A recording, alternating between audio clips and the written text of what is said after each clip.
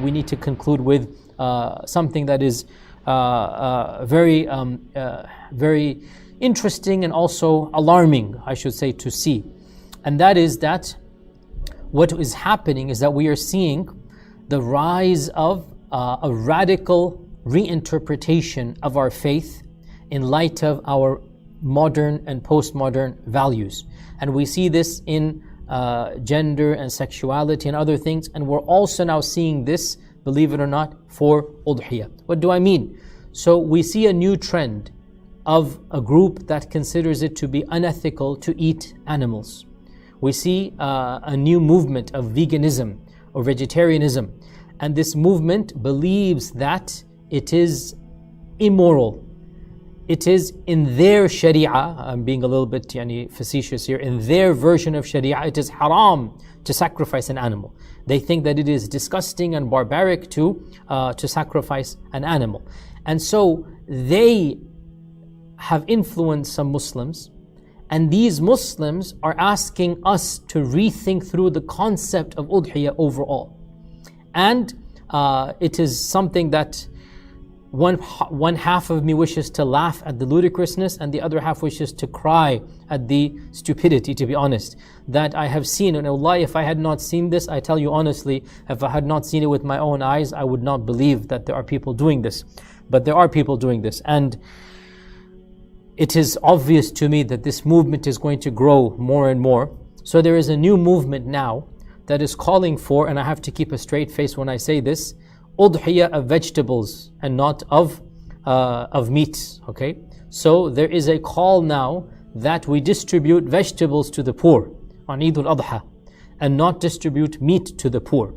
And the reason being that this group of Muslims is claiming that this is the intended reality of Islam, that we should not be sacrificing an animal because it is barbaric and cruel, and because the way that it is done is unethical and immoral. And so they are calling for a complete reinterpretation, that on the day of Eid, take a stand and distribute, mashallah, carrots and broccoli, mashallah, okay, rather than udhiyah meat.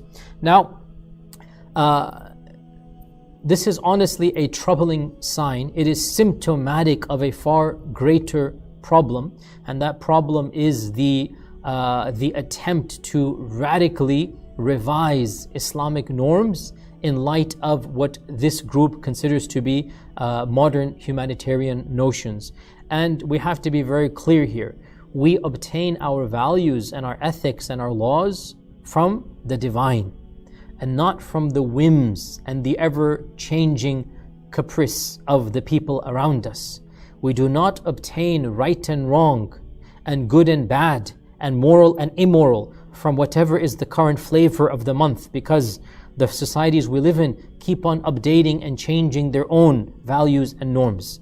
What is halal is what Allah tells us is halal, and what is haram is what Allah tells us is haram. That is how we get our values from. Now, to be clear, if a group of Muslims is saying that we are not treating animals the way that Islam wants us to treat animals, and that we are inhumane and cruel in that we are not feeding them properly and we are not sacrificing them properly, I say to this, there's an element of truth. Excuse me. There's an element of truth to what this group is saying. But the way to respond to this is not by banning the sacrifice of meat, but rather for calling for the improvement of the treatment of animals. So you are correct, and I will be the first to say that the mass slaughter that is rampant in abattoirs and in meat-producing factories, it is something that goes against the Sunnah. There's no question about this. It goes against the Sunnah. But does it mean that such meat becomes haram? Does it mean that we do not do the udhiyah? No. What it means is that we should try our best to raise the bar of how meat is slaughtered and to do it in a humane fashion. That is what it means.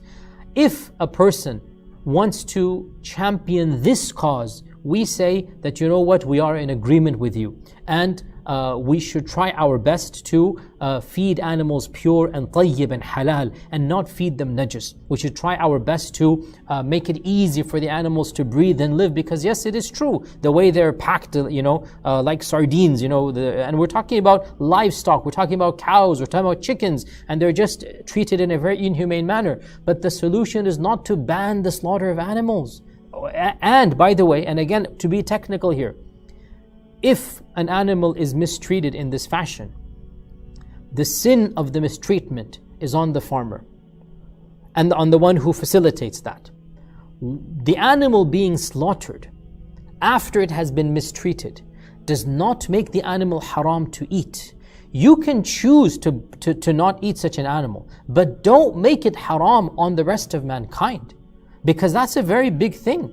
Because to treat an animal in a humane manner and to feed it organic food and to do so and so, you are raising the cost. And as we're all aware, those of us that live in Western lands, the price of meat that is ethically farmed and humanely raised, it is sometimes triple or quadruple. Now maybe you can afford it and I can afford it, and alhamdulillah for that, but you cannot expect the average person of an average income or below average income to pay such money. So you try your best to lobby and raise the bar, but don't make it prohibited upon the rest of the people. So that's if the goal is to raise the bar of how the animals are treated.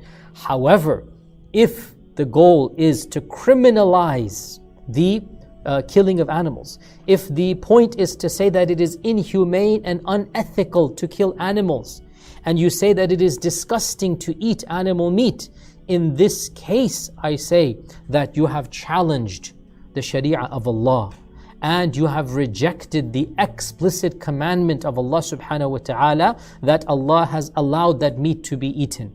And anybody who does so, wallahi, we fear from that person a potential rejection of the faith itself. So be careful, dear brothers and sisters, be careful about this issue, and make sure that we do not subject the Sharia to the whims and to the caprice of the societies around us. Rather, we need to conform to the Sharia and not the other way around. So with this, inshallah ta'ala, we wrap up and wind down, and to conclude, and we say that definitely in these days coming up, try your best to sacrifice an animal and distribute to the poor. Expect Allah to reward you. Follow the sunnah as much as you can. It is one of the most blessed things we can do in these 10 days. I hope that this was of benefit to all of us. Jazakumullahu khairan. Wassalamu alaikum wa rahmatullahi wa barakatuh.